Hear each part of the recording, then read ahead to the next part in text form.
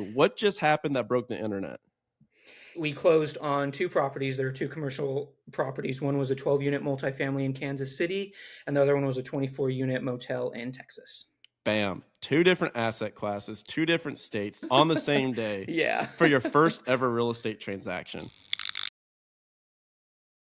All right. The man, the myth, the Miranda. How are you, Jeez. buddy? I'm doing good. How are you, man? Dude, I am so flippin' proud of you. You posted in Action Academy last night, and immediately I was like, it's time to come on the podcast. You just like you broke the internet within the group. You broke the internet. We're all over the moon for you. We're all so excited for you. So, Thank you. before we get into the depth and the details of the show, of which we have much and many, introduce yourself to the audience. Say where you were 5 months and 3 weeks ago. Who's counting? You are. And where you are today. What just happened that broke the internet?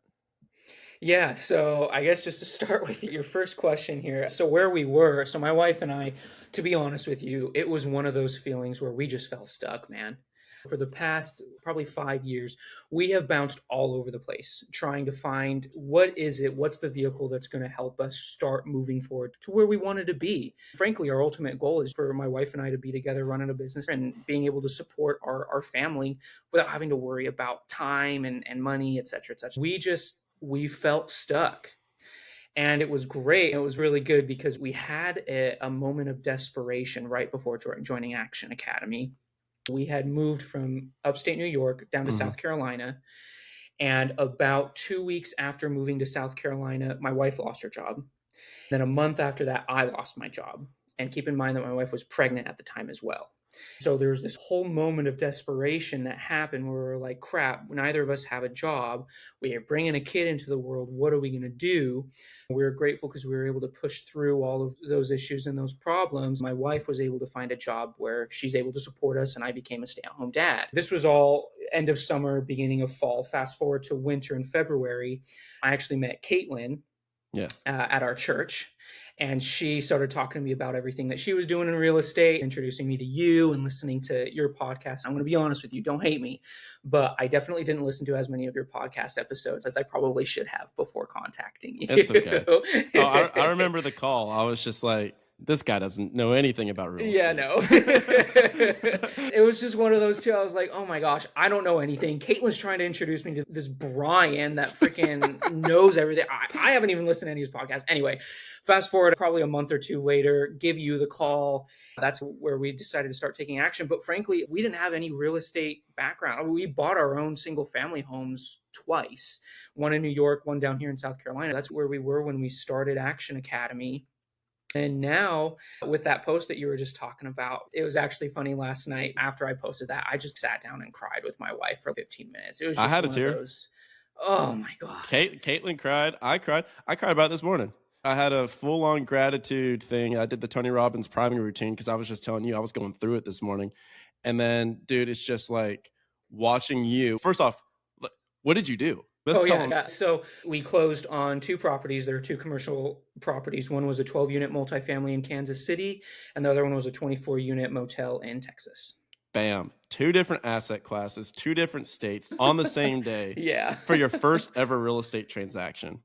What was so cool about it was to give some context for people listening. This has been a year that's been rough for everyone finding deals. And it's a running joke within Action Academy is I was like, if every single person in here learns how to get capital partners, learns how to do the paperwork, the JV agreements, learns how to underwrite and find deals in this market, in the next 5 to 10 years, you are going to all be almost guaranteed multimillionaires. Like, seriously, because this is hard and experienced investors are hard. I just left the Go Abundance Austin event.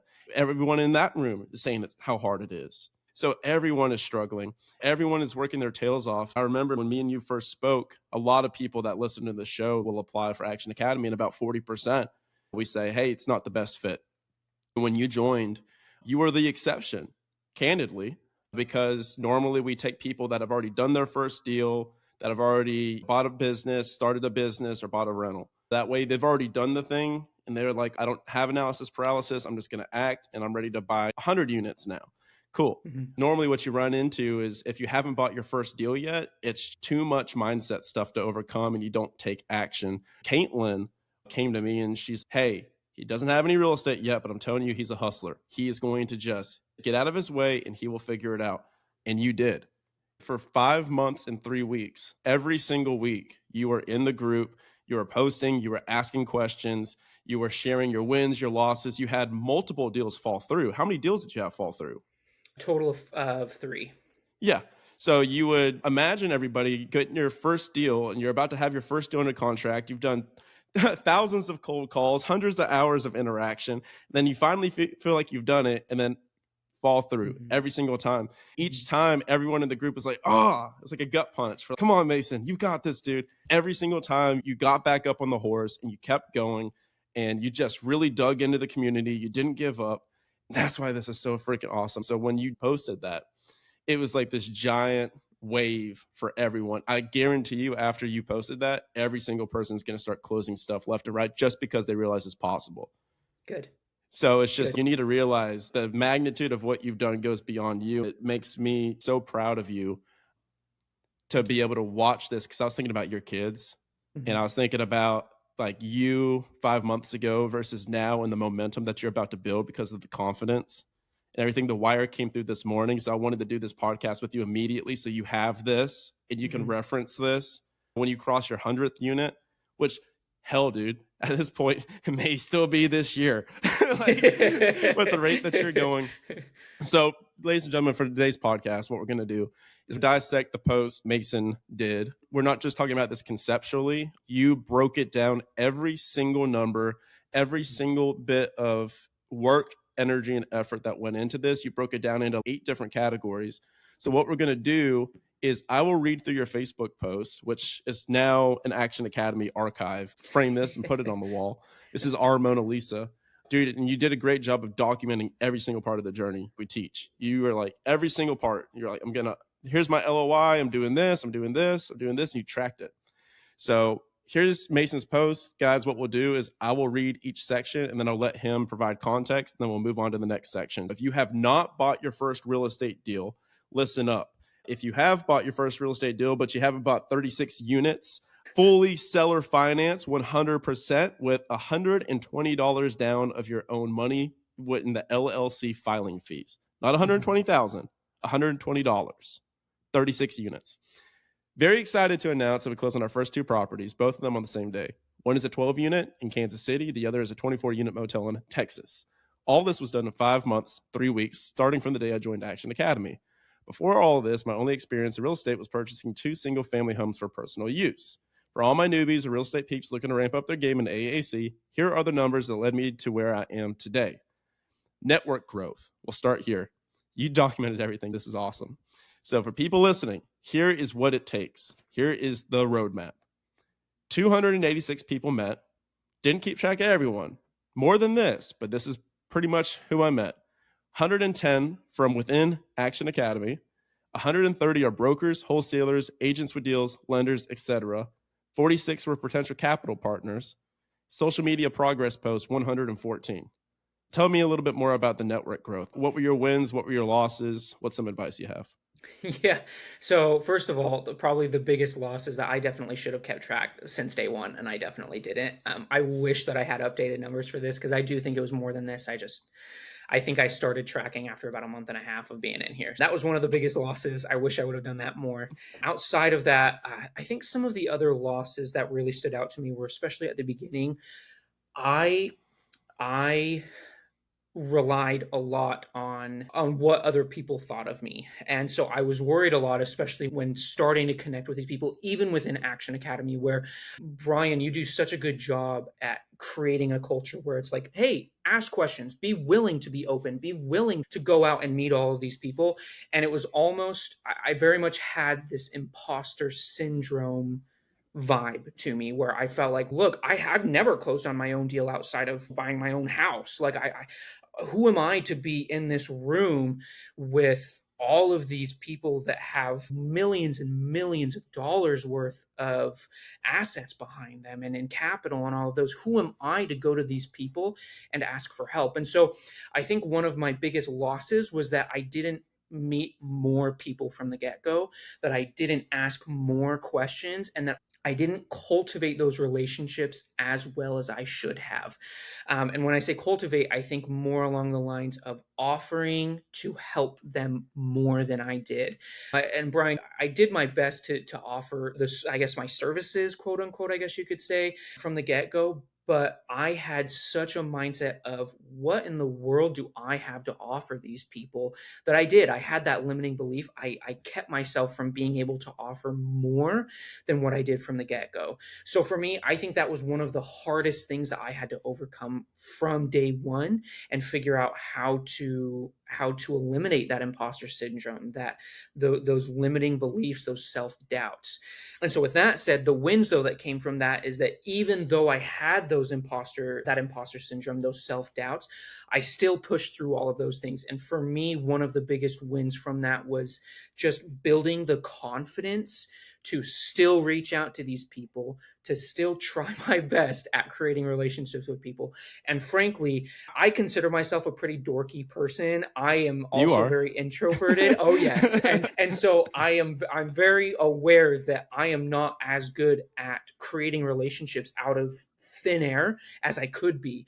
And so, with that said, I'm very proud of myself for being able to create the amount of relationships that I have been able to up to this point and connect with these people out of thin air. So, I would say that's probably my biggest win out of the network growth. Dude, and I will say this, man, from the outside perspective, what you did a wonderful job at, and we'll send this to every new Action Academy member too, as well as on the podcast. What you did a wonderful job at was every single time you met someone and they gave you feedback and they gave you advice, you Mm-hmm. immediately implemented it, Mm-hmm. you documented it, then you would Mm-hmm. post about it and you would tag them. Say, Mm-hmm. Ben, thank you so much for hopping on that 60-minute call with me to help me with underwriting. Since that call, I've underwritten 7 deals. Guys, here's what I learned from the call with Ben. Ask me any questions that you have because I just learned it from him. Or I'd give you some advice and you'd immediately go and implement. I say, hey, start documenting what you're doing. And you say, okay, I don't know how. I'm just going to post videos. Yeah. Cool. And then you just did it, man. And then so what happened was every single baller in the group, the guys and girls that were at that $10 million mark plus, they were all like, hey, we will help. We'll give Mason all our time because you really walk the walk and you talk the talk. That's what you have to do is when you do get that opportunity, like you have to swing the bat, man. And you Mm-hmm. swung the freaking bat consistently. And so Thank you. that's why everyone's so invested in you because you always would do it. And what the inverse that applies is whenever somebody has that opportunity and they step up to the plate and then they get poured into for an hour and then they do nothing and they shut down. And then they never get poured into again. So, man, you are awesome at that. And so, what's some advice you can give to somebody that's maybe either joining Action Academy for the first time or even going to their first real estate meetup or they're sending their first DM? They're introverted, they're doing their first deal. They're like, man, I'm not a people person yet. What's some advice you can give to them to push through that and to let them know that it's worth it on the other side? Jump in the deep end, then learn how to swim. Don't sit on the side of the pool reading books about, okay, this is the different kind of strokes, these are the different kinds of things. If there are people in the deep end there, jump into the deep end, ask for some help. You're probably going to get close to drowning and that's okay, but ask for help while you're in the pool, figure out the strokes while you're in the pool. Don't just sit on the sidelines and wait. Love it, dude. All right. Mentors. You had 11 consistent go to, 9 from Mhm. Action Academy, 2 elsewhere. What's advice that you can give to people about mentors? So obviously, like in the group, like you have direct access to mentors, but to piggyback off of what we just said, from your perspective, like you crushed it. So what was your kind of mindset going into these mentorship calls, to stand out to these people? Walk me through what your thought process was so people can really be inside your head. Yeah, so I think so there were 2 different approaches that I had. It was easier in Action Academy, and the reason that I say that is because that's the purpose of Action Academy, right? Is to make the Surprise. and so it Yeah. was a lot easier for me to just go in and say, "Okay, I have no idea what I'm doing. I'm gonna ask," and transparently from the get-go, I went to Caitlin a lot just because Caitlin knew everybody. I said, "Caitlin, I'm trying to learn how to build up my pipeline, my deal flow, and I need to know how to underwrite. I don't know how to do either of those things. And so, can you please connect me with people that do know so that I can talk with them?" She connected me with those people. I reached out to each of them and I said, "Hey, bro, look, or sis, who I heard that you do this and this. I would love to know how you do this and this. If you can teach me how to do that, I will do everything that I can to help you with whatever it is that you need help with as well. And I will add value, as much value to you as I possibly can in return as well. And we'll see if we can't help each other moving forward. And I don't really expect anything in return. All I ask is that you just help me understand what you do. And then in return, I'll do everything that I can to help you with whatever you need." Perfect. You led with a specific problem. You said, I'm specifically trying to solve this problem. I know exactly what I want to talk about. I need help with this. I know you do this. Please help me with this. Mhm. Beautiful. If you're going to ask people to pick their brains, you're going to look like you're picking your nose. Like, they're just going to be like, dude, you get away from me. Mhm. Like, Yep. but you did it the right way, man. You really did. Okay, team. Built a team of 3 after 1.5 months, expanded our team to 5 after 3 months, expanded to 6 after 4 months. Team comprised of 2 asset property managers, deal finders, and capital raisers, 3 underwriters, 1 mentor, 1 company optimizer, and deal finder. So, talk to us about the process of building your first team and figuring out what role do you play on that team. Yep, the one thing that people constantly told me that I needed to do in order to build a team is that I needed to learn how to do all of this stuff first. Because once you know how to do all of these things, the deal finding, the capital raising, the underwriting, the all of that stuff, once you know how to do that, you can then go out and say, "Okay, I'm not good at this, but I know this person is really good at it, and so I'm going to bring that person onto the team because they're really good and we'll figure out how to add value to each other." And so that was the first thing that I did is I just learned how to do all of the aspects of the team. And then once we did that, I after having connected with, I think within my first month, I think I connected with 70 plus people. And so after connecting with those people, I knew, okay, this guy's really good at underwriting. This guy's really good at deal finding. This guy's really good at this. And so I can go to them and say, "Look, I suck at this, but I know that I'm really good at deal finding. So how would you feel about us partnering up and figuring out, okay, if I find these deals, I bring them to you, you underwrite them for me, we'll go over this together and then we'll move forward." And that's basically what we did for building out the entire team. So, where do you think people get stuck at the team building? And what's some advice you can give to somebody in that position to push through? Where I got stuck personally was thinking that I still needed to do everything even after having built the team. Mm, That I needed to make sure that I was the one that was in charge of doing anything. I like sure they underwrote it. Maybe I should go back in and underwrite it myself side just in case or whatever. Instead of trusting once you have that team member on, trust them. You brought them on for a reason. They know what they're doing. Trust them. Be willing to delegate, give them whatever it is that you need to, and then so that you can focus on whatever you're really, really good at. what was your aha moment when you realized that you could finally actually not be the capital and still have equity and cash flow from these deals through the team? I think my aha moment was when Doug, when I partnered up with him officially, it was really cool because he had the exact same mentality as I did. He was just like, "Look, I don't really care how much money I make. I just want to be part of the team and let's you and I go hard together on this. Let's figure out how to do this together. If both of us split 10% and you take 7% and I take 3, I don't even care. Let's just learn how to do it together and let's move forward." That was the aha moment was when he came to me and just said, "Look, this is what I want to do." Had the same mentality as me and we're like, "Holy crap. Okay, we don't even care how much money we make. Let's just make this thing work." Yeah, I love that, man. Because now it's like what you're doing is scalable. And Mhm. now I'm telling you, dude, I'm telling you, the next one, walk in the park. Walk in the park. I remember it took me a year. I don't talk about this. It took me a year to get my first house hack. A year Yeah. to get a house hack. Yeah. Like, really? The second house Mhm. hack, like I went and probably toured 14 houses, was freaking out. By the time I bought my second, it took me 5 minutes after touring one property. I looked at it, I was like, oh, this is perfect. Send the offer. Full ask. Send it. We closed that day. Like, it was done. Like, we offer accepted, didn't think about it at all. Cool. I remember the first time my basement flooded, I was freaking out. The third time, I was just like, ooh, water park. All right, sweet. So let's get into the fun part. Deals found. So here's your deal stats: 250 plus. Deals underwritten personally, 76. Deals underwritten with AAC or team members, 174. You underwrote 76 deals.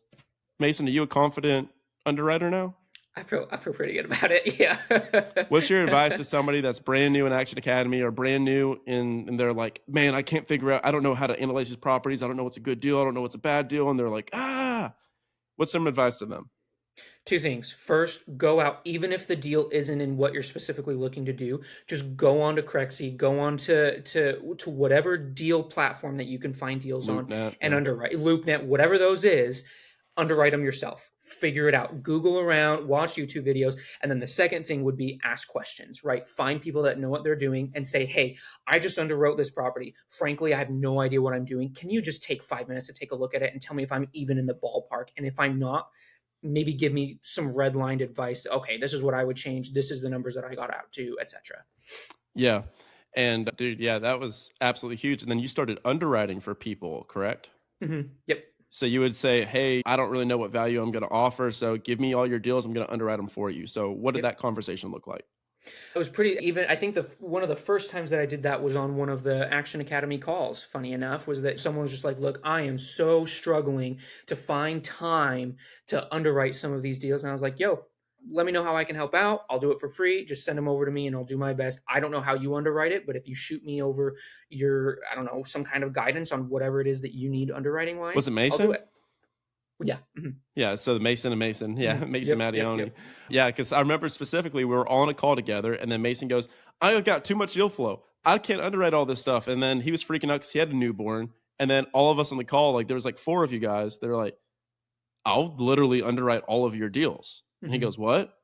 So then the next day, he was like, he had an entire team of people underwriting every single deal that came across his desk. And he Mhm. didn't have to do them because he was really good at finding deals, but he didn't have time because he has a newborn to underwrite them.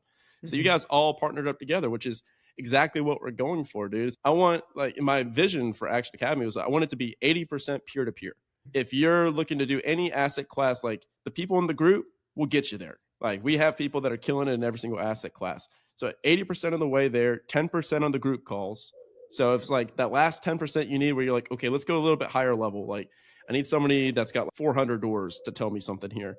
And then the last 10% in the one-on-one interactions and the one-on-one mentorship and the one-on-one coaching. And that's exactly what you did. LOIs and contracts. LOIs submitted, 57. LOIs accepted, 6. Under contract, 4. Voided during due diligence, 2. Walk me through. So you've got, dude, when you look at your LOIs, you had about a 10% acceptance, Mhm. which is pretty par for the course. So Mhm. it's just like for people, and you close 2 out of the 6, that's pretty par for the course. If you send 100 offers, maybe 10 get accepted, maybe one works. And that's basically the numbers that you ran. So walk Mhm. me through your emotions and how you overcame them when your deals fell through at the last second. Dude, the first one was just it was the worst. Devastating. It was so crappy. So I was really grateful because we actually got under contract because of someone in Action Academy, Ed. He was the one that helped. He brokered the deal. He helped us find the deal. Like it was everything, and it was great because everything was working out perfectly. He helped us figure out the numbers. There was myself and one other person on this deal. We had built the team of two, and then Ed was helping us out through all of it. And we got under contract. Everything was great. It was going to be part seller finance.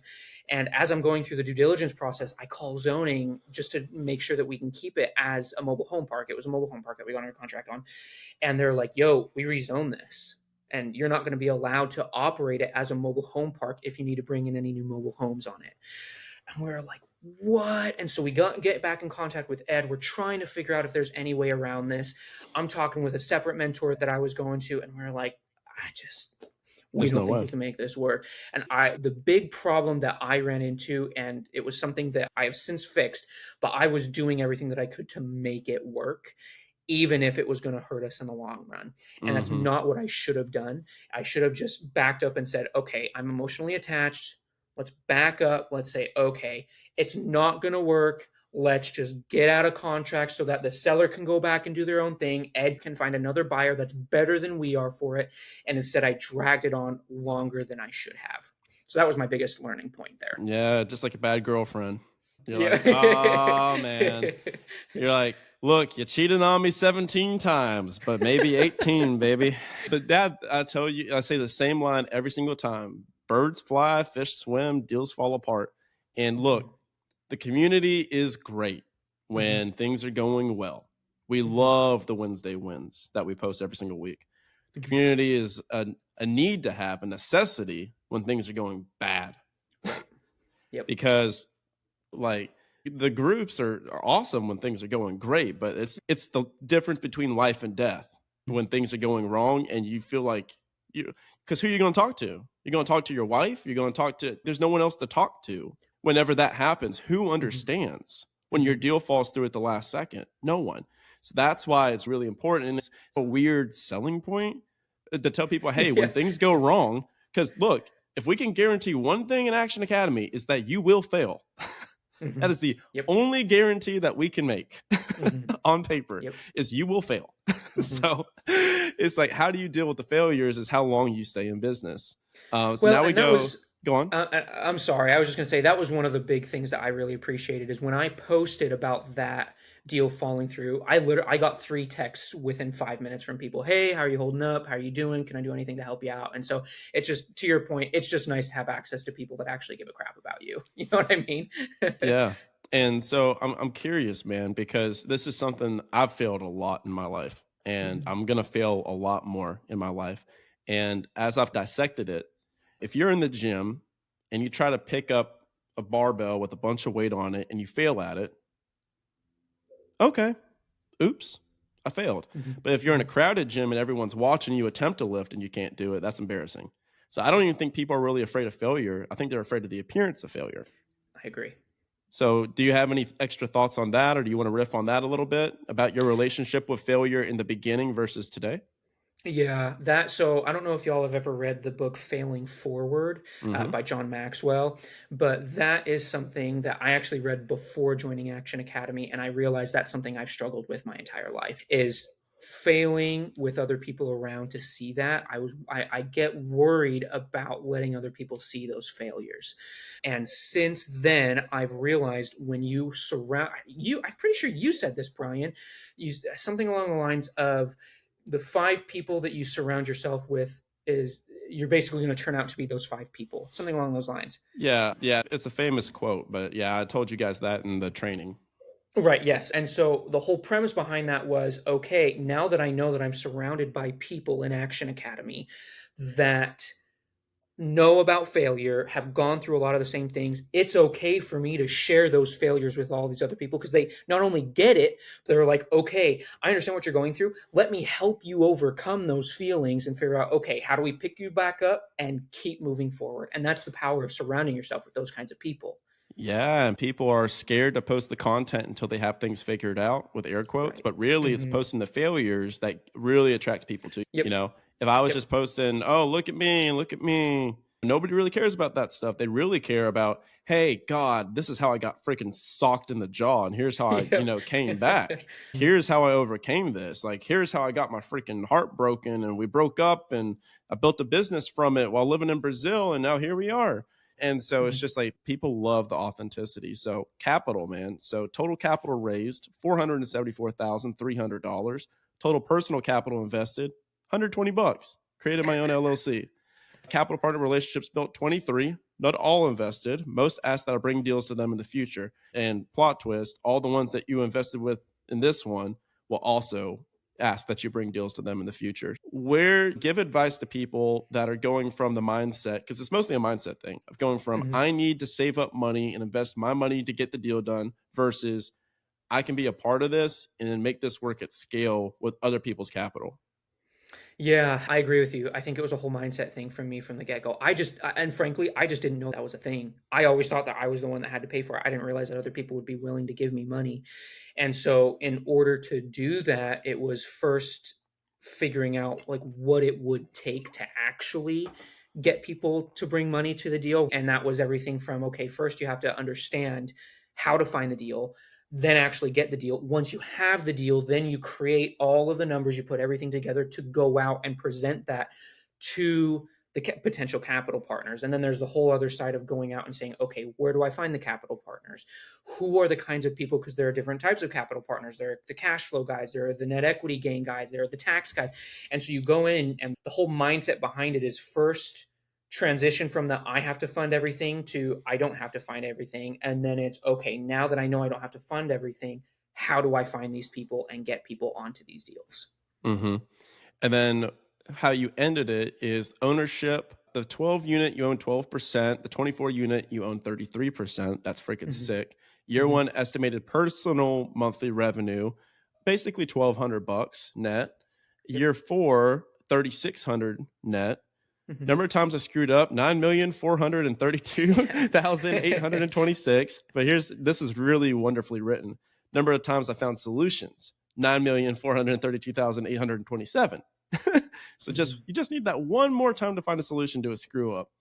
And then your role since day one consisted of the following: deal finder, underwriter, capital raiser, asset manager. What role are you playing in these properties today? Which one do you like the So, best?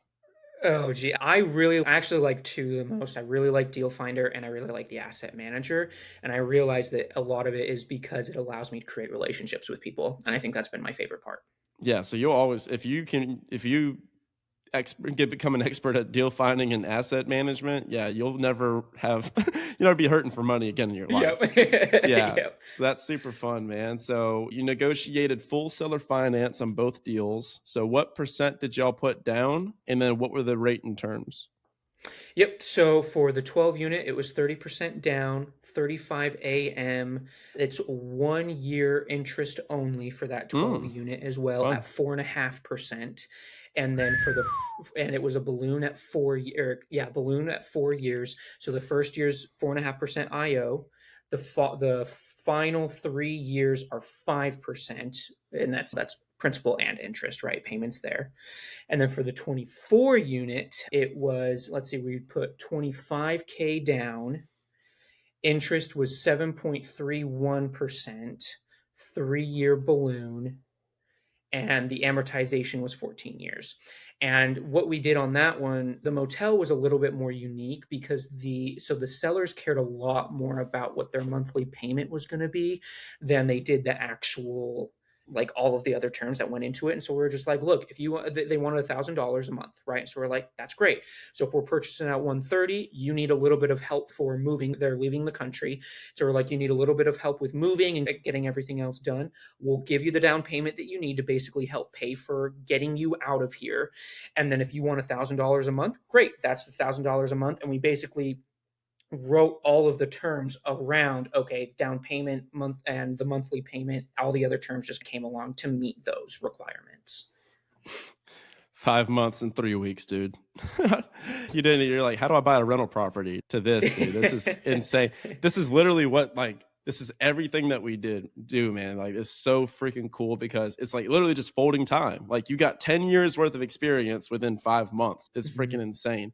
And now walk us in closing. What's the difference between the seller financing? Because everyone's talking about seller financing. What's the difference Mhm. between, and people watching this are going to want to do it, what's the difference between what you think seller financing is versus the actual conversation? As in, example, you probably didn't sit down and just say, "Hey, what's up? I'm Mason. Would you be willing to seller finance this Oh yeah. property?" Instead, you were like, "Hey, I know the seller's leaving the country. I know what their needs are. I know what their wants are. Let's create price, rate, and terms. Let's create a structure where this works for both of us." Walk us through Exactly. that and advice for Yeah. people. Yeah, so the I think the biggest thing that you can do is create a good relationship with either the seller directly. That's probably priority. And if you can't get to the seller directly and you're going with the broker, that's totally fine. But create a really good relationship with the broker so that they know that you're legit and they're willing to be that meet in the middle between you and the seller and say, look, This buyer really wants to help you out, seller. They really want to do everything that they can to help you sell this and achieve whatever goal it is that you're trying to achieve. I'm going to be the one that's meet in the middle for you, but I'm going to do everything that I can to make everything work between both of you. And so I think that relationship is key, is pivotal. And then after that, the whole thing is just asking questions. What does the seller need? What are they looking to accomplish? Where are they going to be putting the money afterwards? Are they trying to invest in another property after this? Are they trying to retire and be done with everything? Those kinds of conversations will help you understand, okay, this is how much I can give you down payment wise. This is what I can do monthly payment wise, and everything else can be negotiated after that. Yeah, I love it. And it's a relationship. It's literally Mhm. just you going in and just saying, instead of just, hey, you want to sell the finance it? Like, you went in, you asked questions, you led with genuine curiosity, and then this was the outcome, man. What are you and the wife doing February 1st through 4th? we'll be we're going to be coming to Cabo, actually. Yeah, I know you are, because I'm paying for both of your flights. Yeah. Did you know that? I'm paying them out of pocket. Wait, for You're not real? paying for your flight. I got your flights. Are you serious? I'm flying you guys out to Cabo. Yeah. Oh my gosh, thank you. Yeah. I'm Wow, coming. Yeah. You and your wife are both coming to Cabo. I'm flying you out. I'm covering it. thank you. Wanted to I'm wait until sorry, the I'm end going of to be the I emotional, wanted but to wait thank until you. the end of the podcast because I knew we'd both get choked up, dude. Yeah, you deserve it. Thank you. Thank you Dude, very yeah. much, man. I'm Dude, sorry, everyone I'm getting needed this, choking up, man. but Yeah. thank you. Everyone needed this. Dude, like it's just like you are such a positive influence within the group and you do everything right and you're just a perfect example of like exactly who we help, who we serve, what we want our culture to be and you lead with it. You always lead with value. And so I'm like, dude, like yeah. If I'm gonna make an investment, I'll invest in you, dude. So let's rock, Thank man. you. I'll see you. Thank you I'll see very you much, both in man. Cabo. Go let her know, man, because I'm gonna book y'all's flights. You're from Columbia, South Carolina, right? Yeah. Mhm. Yeah, we already put it in the P&L. You're good. Thank you, man. Thank you. Anytime, dude. Thank you very much. I'm sorry. I'm just choked Dude, up, you're man. I'm so good, dude. sorry. You're good. I'm glad it was this reaction and not sick. I can do that right now if you want. Yeah, yeah, sick, Sick. dude. All right, so we'll close it out. We'll close it out here, man. This is what I needed. This is what you needed. This is what everyone in that's listening to this needed. And guys, while this isn't necessarily an ad for Action Academy, it is Mhm. whatever. It's my show, bro. Every single thing that Mason just said, you guys can do. You can do it on your own. You could do it in any group that you're in. Utilize and apply the same principles. But Mason, what would you say for somebody that listens to the podcast and they hear this episode and they've made it this far and they're like, oh my gosh, the podcast is cool. I've been on the fence about joining a community like this or joining Action Academy. What's some advice you would give to that person? And then also, follow up question, what's advice that you would give to the person that just joined that we're going to send this podcast, send this video to listen to after they join? What's advice that you would give to them on how to get the most value out of it? Yeah, so to answer your first question, I would just say do your research, of course. Find the right team that's going to fit your needs. If for a fact you're going to go into one specific asset class and you're going to do this specific thing, go research and find a team that's going to help you out with that Mhm. and then join them. Don't hesitate. Just say, great, I'm going to pay whatever I need to. As long as they have the community that's going to help me out, go. Period. Throw the money down, make the sacrifice, take the risk, go. And then to answer your second question for the person that just joined and really wants to get as much value out of this, I would say two things. First, go and do. Take action. When you start, figure out whatever it is that you need to be doing and then do it immediately. Ask a question, implement it. Ask a question, implement it. Ask a question, implement it. And then the second thing would be ask questions. Do not be afraid to ask. Go to these people that you have access to now and say, I need help with this. What do I need to do? And then back to the first point, take action. Love it, man. And I love that you said that because there's a woman that we were just speaking with, Kate. She listens to the pod. And after talking with me, after talking with Caitlin, she goes, I really just want to invest in mobile home parks. She's like, that's all I want to Oh, do. That's all I care about. And I really want to do something that's specifically only focused on mobile home parks. And we said, you know what? cool. I think that's the best path for you. If you want to come back and look at this in the future, sweet. But I think that's a great idea. And so what That's you said awesome. is perfect. I Mhm. completely agree. Everyone needs something different, man. So that's awesome. So Mason, thank you for coming on the freaking Action Academy podcast, dude. Heck Love yeah, knowing brother. you. Thank you for having me. All right. I'm going to go through the rest of the day now. Now I'm fired up. You're fired up. We're fired up. Guys, thanks for tuning in. fail.